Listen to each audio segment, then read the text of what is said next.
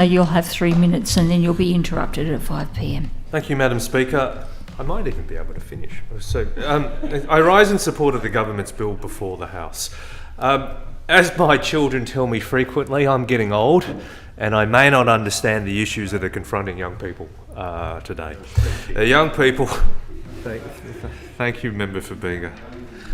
I'd say the same thing about you, but anyway, I wouldn't be.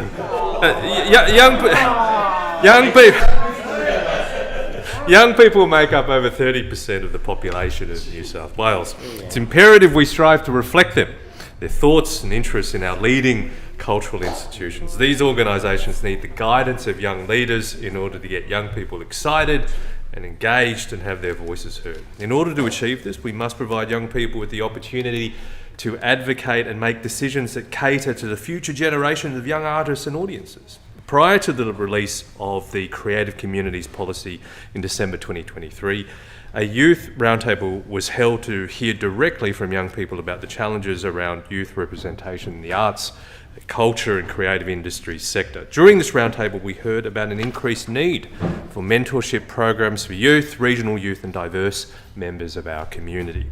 The feedback heard during this roundtable has informed the New South Wales Government's commitment to ensuring that the next generation of cultural leaders are given the opportunity to make decisions and directly advise the Minister for the Arts.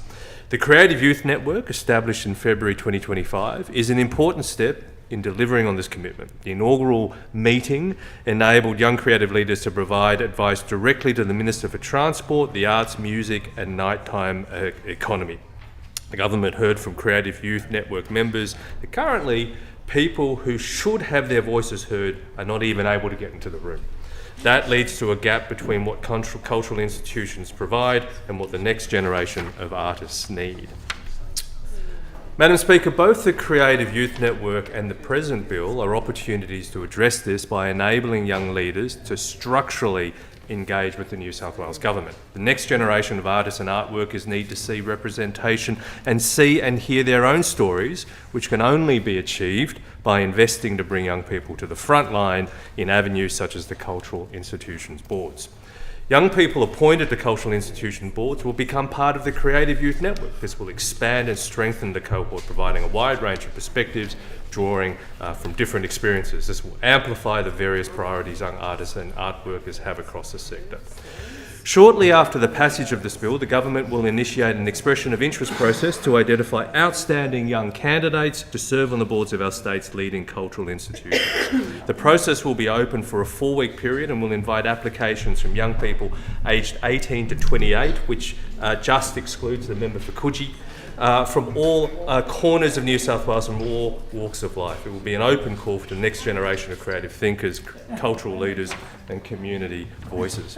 Applicants will be asked to share not only their background and experiences, but also their vision, why they believe they are the right person to represent young people and contribute meaningfully to the governance of one of our world-class cultural institutions. In line with the government's commitment to setting these young leaders up for success, and with the support of the Advocate for Children and Young People, all successful applicants will be sponsored to complete a course through the Australian Institute of Company Directors with a focus on corporate governance. Following the passage of this bill, the Advocate has also committed to engaging directly with each cultural institution's existing board to ensure that these young appointees are welcomed, mentored and supported in their roles. We want these young leaders to be equipped, empowered and ready to bring real value to the table.